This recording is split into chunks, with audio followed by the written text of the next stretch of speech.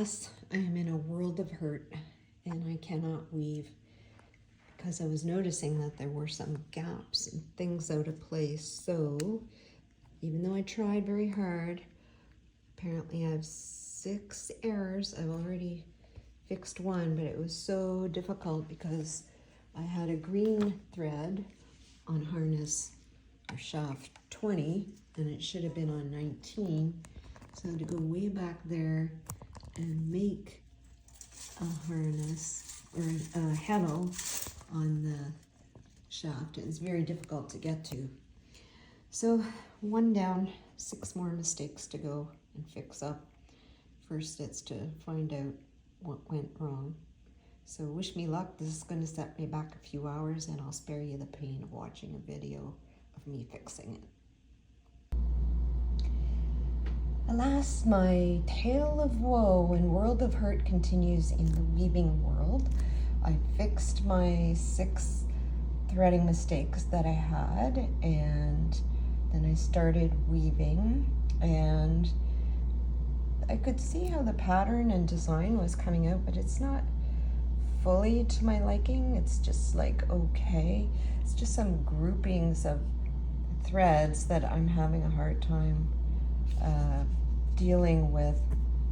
That was the first part of it, looking at it on the surface. So I wove a sample, which means you weave a little bit of what your design is, and then you can tweak it to put the threads closer together, further apart, and so on, and see how it's coming out. You can test with different colors. So this was one of the patterns, and the design was coming out like what I expected, but some other aspects. And then I did a bit more, let's see, where does this one end here, of another design. I'm just moving papers here so you can see the different aspects of each of the cloths that I was weaving in silk. And I really like this effect of these curves in here. That's kind of interesting, and how the different colors, it's kind of interesting. I'm getting a purple here when I've got a green and blue warp.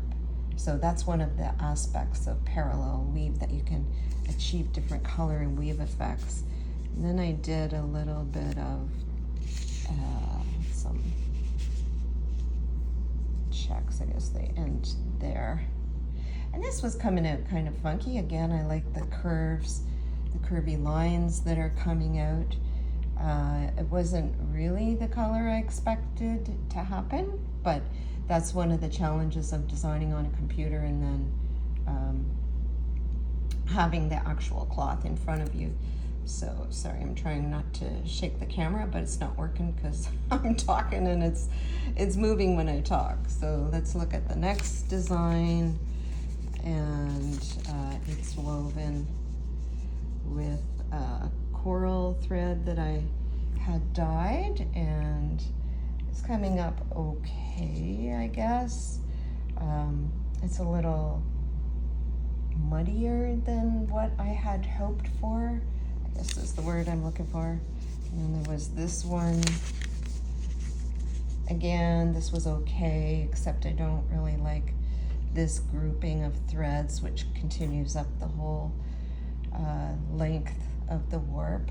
This is intended to be scarves, but I kind of like how the donuts are coming out here that I had planned.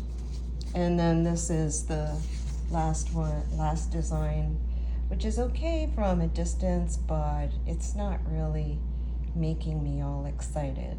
But what is the most discouraging, so here's what the whole sample looks like here. And this was the direction that was facing me on the front, and I had worked to remove some of the extra long floats where threads go across. I worked hard on that in the designing, but alas, in my haste to get this done and in my haste for success, then ultimately it's failure, because while I'm okay with some of these designs, I'm not really excited and happy about it. But the problem is that there are really long floats on the back of the fabric. So while I paid attention to the front of the fabric, in my design. I got the long floats out. The back of the fabric has these really long floats, and those are not going to be good for a scarf because that's going to catch in everything. So it's a failure, and it has taken me days and days and hours to weave up this failure, but that's why we sample as weavers, is to make sure that we don't do yards and yards of failure stuff. But it is a lot of time investment.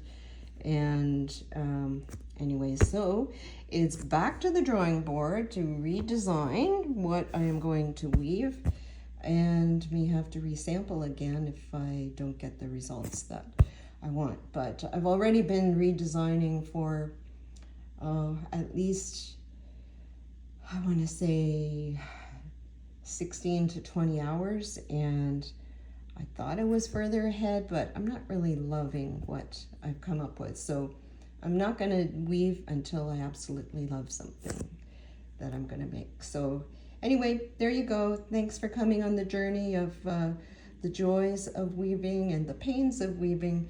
It doesn't always come out the way we want. Now, if I had followed somebody's recipe and not designed my own, then that's something different altogether, because someone else has gone through the pains of figuring out what you need to do. But I'm going to try to insist for myself, unless I just can't get anything to work. I really don't want to do a recipe weave. I want to do my own design. So stay tuned. Hopefully in a week or so I'll have something else to show you on this journey. Thanks.